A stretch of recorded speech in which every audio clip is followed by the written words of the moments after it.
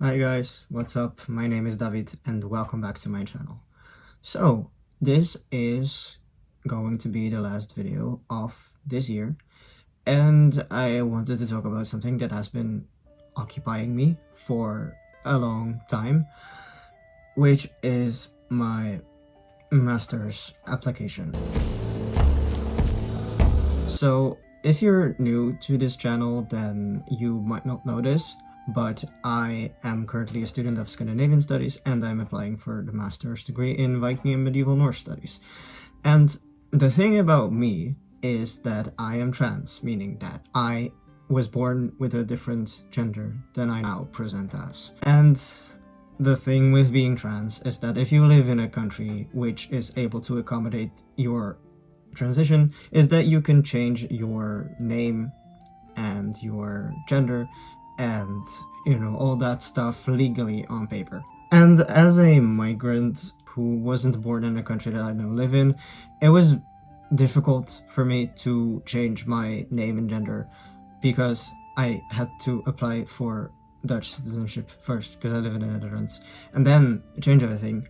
But because I am from a country with gendered last names, Poland, I couldn't change everything at once. I had to change my name and gender first and then later apply for my last name change, which is still not final.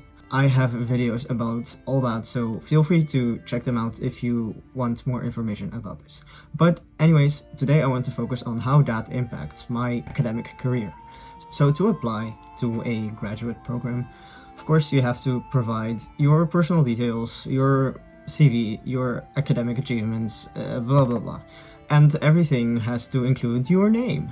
But the thing is, the deadline for this application is in February, and I am currently in the process of having my last name changed because I changed everything else. And I am not sure at this moment whether that will all be done before the 1st of February. So I have to apply with the last name I have right now. But I am 100% sure that that is no longer going to be my last name when I actually get into this study program, if I do. So it's kind of a confusing area because I always use the last name that is not officially my last name. There's only one letter difference, but still. And now I have this problem, like, should I use the last name that I have right now and write in like an extra message that I am in the process of changing my last name, or should I apply with my last name that I'm like striving for and hope that it will be officially changed before the deadline? And then also I don't want to apply at the last possible date, so shouldn't I just do this now? And it is confusing, and I'm sure I'm not the only person who has ever had this problem. I'm sure there are other people who have been in the process of name change while they also had to apply for something in which their official name is relevant, but there's no one in my close environment who has had this issue, so I'm like a help. But also there's this one other thing. For this application, I also need my high school diploma. Now, my high school diploma, not only does it say my last name that I'm changing, but also my dead name, my first name that I have been born with but since have legally changed. Because it is difficult to change your high school diploma.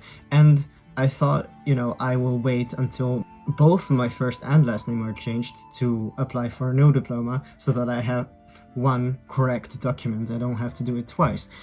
But then I needed proof of English proficiency for my master's degree, and I don't want to do like a language test or something because my high school English from the Netherlands is sufficient. But for that, I need my high school diploma, and for that, I have to send it per post to the other side of the country so that they can get it and send me a new one, and I have no idea when that will reach me. So I also hope that will be on time. And literally everything else regarding this application is pretty straightforward, and I've been working on that for the past few weeks. Well, actually years. I've been preparing for this for years. But there's just so many things that don't necessarily have to do with my academic capabilities that influence how this process goes. And it's frustrating because, some people have the opinion that if you're trans and you go into transition, if that's what you want, then at some point everything is just done. And I'm sure that for some people, this process of medical, legal, social transition, whatever it is that they want to do for themselves, is much shorter. But if you take into consideration that someone might have a migrant background and have difficulties changing their official documents because they come from a country in which trans people are not very included, or if you take into consideration that someone has to change more than just their first name because their last name is also gendered, but they live in a country which doesn't recognize that, so they have to pay 900 euros to change one letter in their last name, which is also, insane. Like, why does it cost this much to change one letter? So, yeah, while it might seem that I am done with my transition because I have technically done everything that I wanted to do, but it's not final yet because I don't have this official last name yet. And I'm just hoping so bad that it will come in time, and if it doesn't, then I have to email the university that I'm applying to later saying that I have changed my last name, so please change that in your system. And it's so it just reminds me of my undergraduate study application, because back then I still had my dead name and I hadn't changed my gender or first name, and I wanted to take a gap year between high school and university so that I would be able to fix that. But for various financial, mostly, reasons, that wasn't possible, and I had to start studying as soon as I could. So I had to do all this while also studying.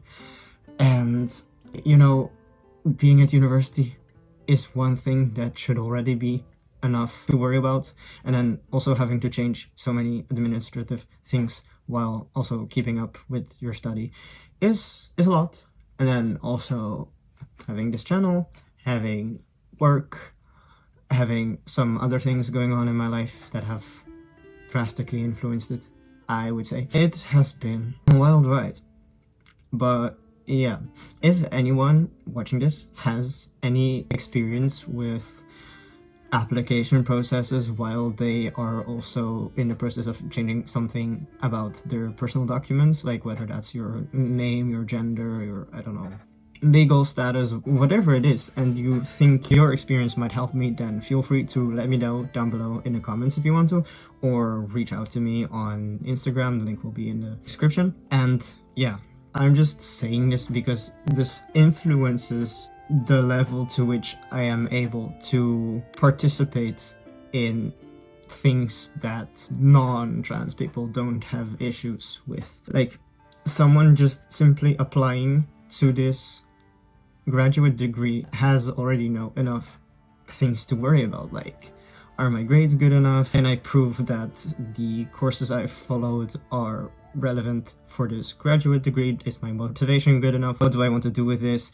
And fixing other stuff like going abroad and finding housing, everything. And then I have so much extra stuff to do. And I know that there's going to be people who will say like, oh, then just don't be trans, or then just don't apply to this program. Well, the thing is, no and no. This is not something that I can just change or like stop being interested in regards to this program. So even though it causes me a lot of stress and extra difficulties, that is how it is right now. And once I actually have my last name changed, then a lot of issues will go away, because I will finally on paper be exactly who I have always wanted to be. So that will be fun. And then if I get into this program, this is also something that I wanted since probably like 2019, 2020, before I started my bachelor's degree. I already knew which master's degree I wanted to do. So it would be, everything I have ever wanted, both personally and academically.